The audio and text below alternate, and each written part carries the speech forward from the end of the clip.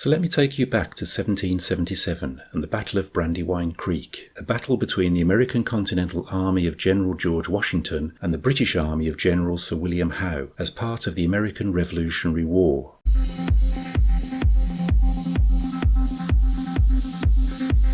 Before I do that, let's travel not so far back to 2010 when I got hooked on Rome Total War. After completion of this epic saga, I bought Empire Total War, but sadly the hardware I was using at the time just couldn't cut the mustard, and so for over a decade I forgot about Total War and all the immersive battles I enjoyed. That is until recently when I needed a more powerful laptop for video editing, so I bought myself a Lenovo ThinkBook with an i7 processor and 16GB of RAM. Although I didn't go for a dedicated gaming graphics card because I didn't need it, the 11th generation i7 processor did come with Intel's Iris X graphics. Iris X is not a substitute for a good graphics card, but certainly an improvement over what used to be. And this reopened the gaming world to me, particularly for some of those older titles. So I set about reactivating an old Steam account and eagerly installed Empire Total War. I dove straight into the graphic options to marvel at the maxed out settings I could now enjoy. But alas, I was quickly disappointed to see that anything above medium graphics was greyed out. Surely my new laptop could play this decade-old title at near to maximum quality and at a reasonable frame rate. The problem seems to sit with the gap between the operating system and the graphics cards this title was written for over 10 years ago, compared to those of today and the 64-bit Windows 10 operating system I currently use. The game just can't seem to allocate available memory, and therefore greys out the higher detail graphic options. I managed to overcome this by tweaking some settings. It's a workaround and allows me to run the game at a resolution of 1080 with all graphics set to maximum. Not the highest resolution, but good enough for me. Here's how I did it. On the taskbar in the search area, type %appdata% and hit enter or return. This should open up the app data roaming folder. Now open the creative assembly folder and open the Empire folder. By the way, this also works for Napoleon Total War and possibly other Total War titles, just the folder name will differ depending on the game. Now open the scripts folder. Now open the preferences Empire scripts file. About 11 lines or so down you'll see gfx_video_memory 0. Delete the 0 and enter 536870912. Be careful to leave everything else as it is. Save the file, close it down and reopen Empire Total War. Go to the options, then graphics, and the high and very high graphic options should now appear. And this allowed me to push all the levels up as far as they go on my machine. Maybe you can play at a higher resolution than 1080 available to me here if you have a better graphics card, but this is fine for me. So there you have it, Empire Total War at the best graphics settings my laptop can run it at, and I think it looks pretty good. It's certainly very playable. There are some links in the description to the version I played if that might interest you. So sit back, let me take you back to 1777 and the American Revolutionary War, and some key highlights of the Battle of Brandywine Creek, or at least how it happened for me when I played Empire Total War. Thanks so much for watching.